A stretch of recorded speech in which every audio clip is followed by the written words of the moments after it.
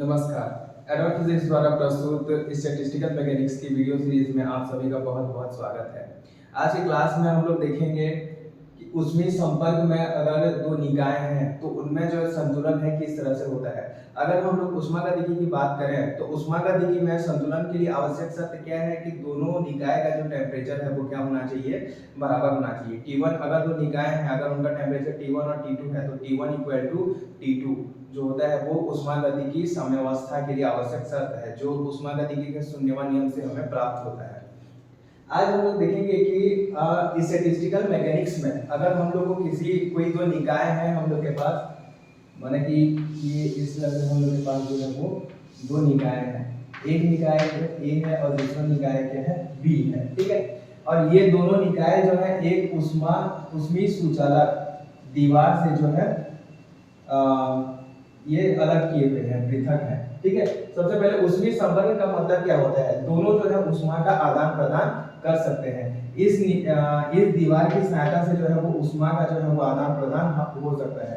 ये जो दीवार है हम लोग का सुचालक दीवार है,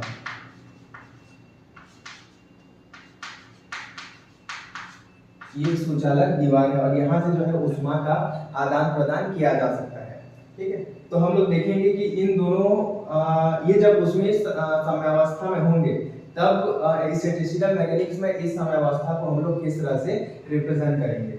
मान लेते हैं जो सिस्टम ए है इसकी जो ऊर्जा है वो E1 है और इसकी जो ऊर्जा है वो E2 है और पूरे मतलब दोनों सिस्टम मिला के जो ऊर्जा है E वो क्या है, पूरी जो निकाय की जो ऊर्जा है वो E है, ठीक है। और ये जो E है ये जो E है वो क्या है, कांस्टेंट है, ठीक है। अगर E कांस्टेंट है तो हम लोग क्या लिख सकते हैं, E equal to E1 plus E2 भी क्या होगा, हम लोग का कांस्टेंट होगा। E equal to E1 plus E2 जो है वो कांस्टेंट होगा।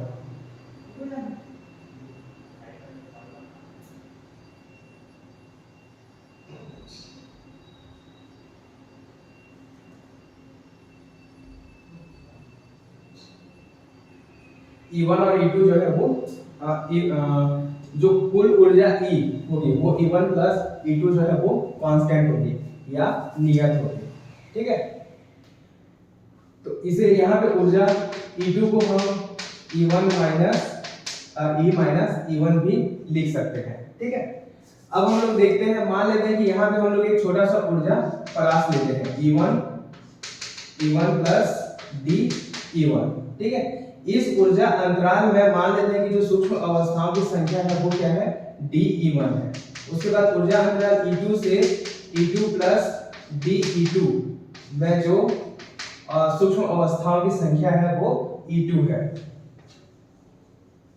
जो सूक्ष्म अवस्थाओं की संख्या जो अभी हम लोग ज्ञात कर रहे थे, ठीक है, सूक्ष्म अवस्थाओं की संख्या 0 से E तक, उसे phi E से रिप्रेजेंट करते हैं और ऊर्जा परास E से E प्लस DE को ओमेगा E से रिप्रेजेंट करते हैं। तो मान लेते हैं कि ये जो है सूक्ष्म अवस्थाओं की संख्या है, ठीक है। और E से E प्लस DE1, क्योंकि D1 जो है अत्यल्प होता है तो हम लोग ये मानते हैं कि ये पूरे ऊर्जा परास में जो निकाय की जो ऊर्जा होगी वो क्या होगी, E1 ही होगी। मान लेते हैं कि इसकी जो प्रायिकता है वो क्या है, PE1 है और इसकी जो प्रायिकता है वो PE2 है। ऊर्जा परास E2 से E2 प्लस DE2 में होने की जो प्रायिकता होगी ये होगी, ठीक है। अब पूर्व प्रायिकता के सिद्धांत से पूर्व प्रायिकता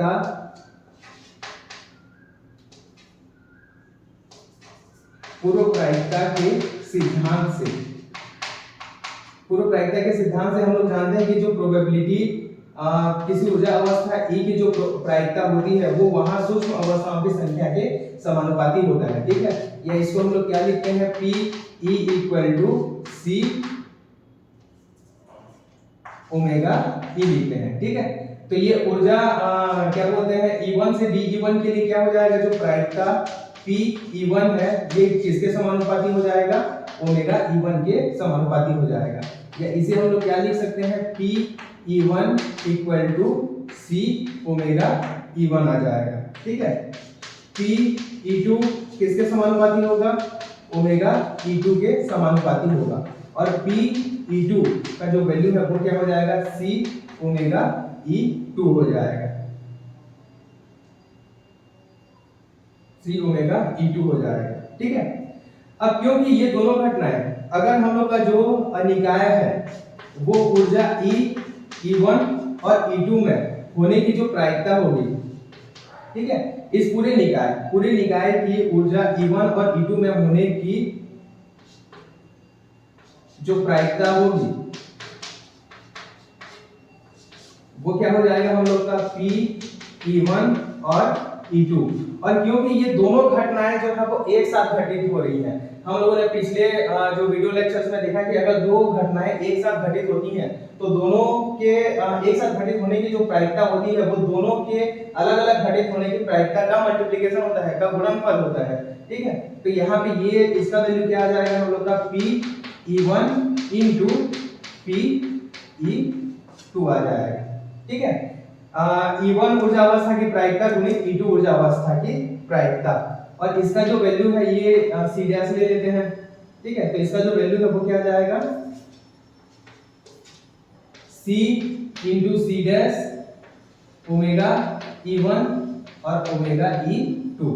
अगर दोनों साइड लॉग लेने पर क्या आ जाएगा, ये log P E1 P E2 equal to log C plus log C dash plus log E1 plus log E2 हो जाएगा। क्लियर है ये?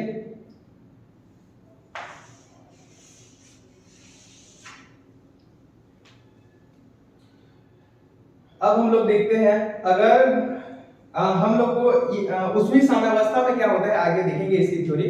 उष्मीय साम्यावस्था में जो स्टैटिस्टिकल मैकेनिक्स में जो निकाय होता है वो मोस्ट प्रोबेबल स्टेट में होता है। ठीक है, सार्वधिक प्रसंभाव्य अवस्था में पाया जाता है, और सार्वधिक प्रसंभाव्य जो अवस्था होती है वो हम लोग कैसे ज्ञात करेंगे, इसके लिए जो सार्वधिक प्रसंभाव्य अवस्था है उसके लिए ये जो वैल्यू है वो क्या होना चाहिए, हम लोग का 0 होना चाहिए सार्वधिक प्रसंभाव्य अवस्था के लिए, क्योंकि उष्मीय साम्यावस्था में जो निकाय होता है हम लोग को सार्वधिक प्रसंभाव्य अवस्था में होता है। तो सार्वधिक प्रसंभाव्य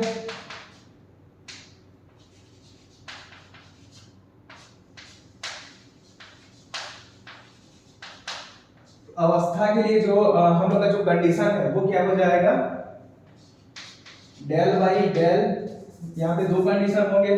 पहला, जब इसको हम लोग क्या करें, अगर E1 के रेस्पेक्ट में अवकलन करें तो log ये जो P E1 और E2 है इसका वैल्यू 0 आना चाहिए, और जब इसे हम लोग E2 के रेस्पेक्ट में भी अगर अवकलन करें तो ये जो प्रायिकता है P1 और E2 इक्वल टू क्या आ जाए, 0 आ जाए। ठीक है, यहाँ पे हम लोग E2 को इस इक्वेशन से जो है E माइनस E1 लिखें तो ये भी पूरा हम लोग का जो इक्वेशन है वो E1 के टर्म्स में आ जाएगा। यहाँ पे E1 और यहाँ पे E माइनस E1, और यहाँ पे भी क्या आ जाएगा DE1। तो इस इक्वेशन को जो है हम लोग सिर्फ E1 के टर्म में आगे सॉल्व करते हैं। ठीक है, अगर इसको पूरे इक्वेशन को अगर हम लोग E1 के टर्म में क्या करें, कैलकुलेट करें, ठीक है, तो ये कांस्टेंट है तो इसका E1 के रेस्पेक्ट में अगर डिफरेंशिएशन करेंगे, अवकलन करेंगे तो शून्य हो जाएगा।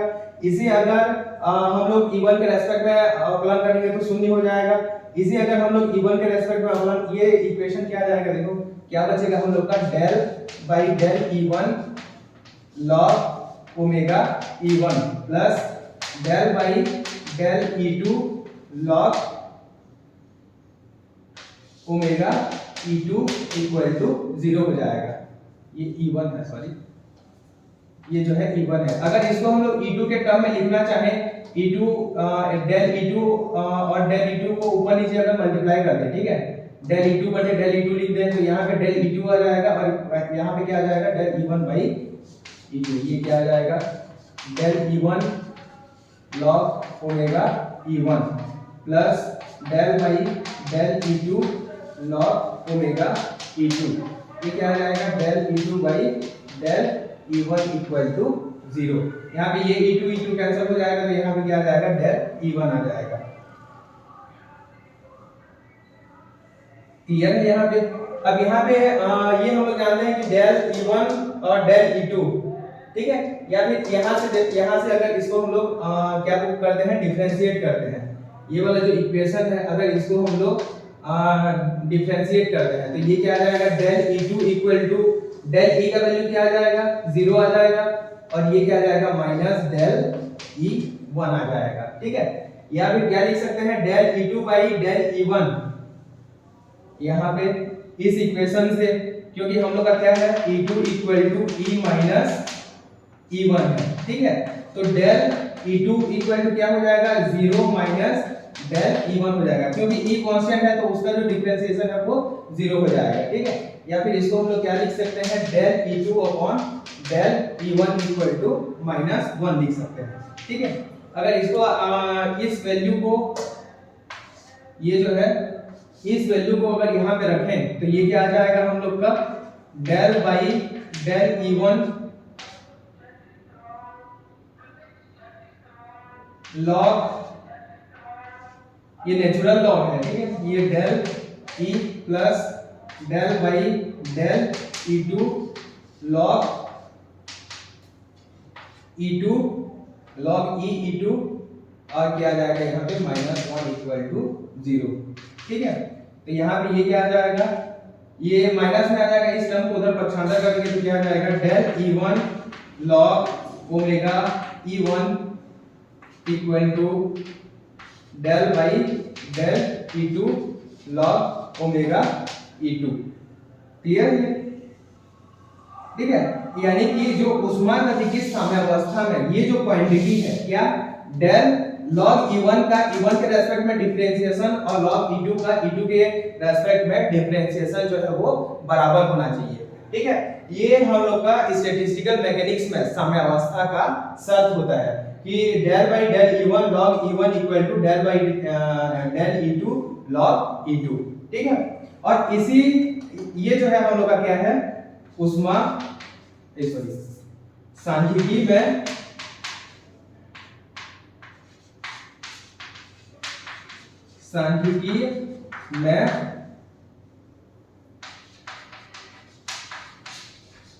ऊष्मीय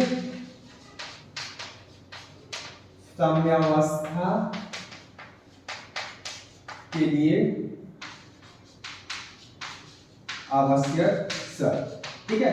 अगर दो निकाय E1 और E2 ऊर्जा वाले अगर दो निकाय ऊष्मीय साम्यावस्था में है तो स्टैटिस्टिकल मैकेनिक्स में हम लोग क्या बोलेंगे कि ये जो क्वांटिटी है, ठीक है, ये क्वांटिटी जो है वो नियर रहेगी, del E1 log omega E1, ये जो क्वांटिटी है, ठीक है। या फिर हम लोग क्या बोल सकते हैं, यहाँ पे ऊष्मागतिकी के लिए जो शर्त है वो क्या जाएगा, डेल बाई डेल E और log E इक्वल टू क्या आ जाएगा, एक कांस्टेंट आ जाएगा। और यही जो है हम लोग का, इसे हम लोग बीटा से रिप्रेजेंट करते हैं, यानी कि जो ऊष्मागतिकी साम्यावस्था के लिए जो शर्त है वो क्या हो जाएगा हम लोग का, β1 इक्वल टू β2 हो जाएगा, ठीक है।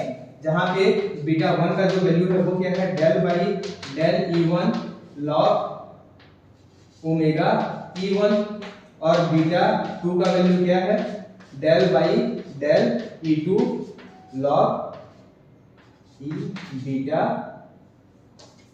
ओमेगा E2, ठीक है। यहाँ पे आगे थर्मोडायनामिक्स थ्योरी का यूज करके बीटा का वैल्यू अगर हम लोग एस्टिमेट करना चाहें तो ये जो बीटा का वैल्यू आता है वो समानुपाती है, ये इसका जो वैल्यू आता है ये सीधा सीधा लिख देते हैं, इसका जो वैल्यू आएगा वो 1/k आएगा। यहाँ पे जो बीटा की जो विमाएं होती हैं वो ऊर्जा इनवर्स की विमा होती है, ठीक है। बीटा की जो विमा होगी वो क्या होगा, ऊर्जा इनवर्स की जो है वो विमाएं होती है, ठीक है। यानी बीटा का जो नियतांक होगा वो क्या होगा, जूल इनवर्स या 1/जूल होगा। और ये जो बीटा का जो वैल्यू होता है वो होता है 1/kT, जहां पे k क्या है हम लोग का, बोल्ट्जमैन नियतांक है, ठीक है, जिसका वैल्यू क्या होता है 1.38 इंटू 10 टू द पावर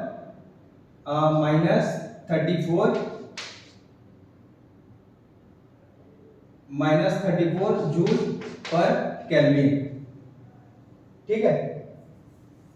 जो बोल्ट्जमैन कांस्टेंट का जो वैल्यू होता है, सॉरी 23 होता है, ये जो है हम लोग का 1.38 into 10 to the power -23 joule पर केल्विन होता है। ठीक है, तो ये हम लोग का जो एक इंपॉर्टेंट क्वेश्चन था, उसमें संपर्क में अगर दो निकाय हैं तो स्टैटिस्टिकल मैकेनिक्स में उसके लिए उसमें साम्यावस्था के लिए क्या शर्त होगा। तो ये आप लोग का जो आवश्यक जो शर्त है वो क्या है, बीटा 1 का जो वैल्यू है वो बीटा 2 के बराबर होना चाहिए, जहां पे बीटा का वैल्यू क्या है हम लोग का del by del E log omega E.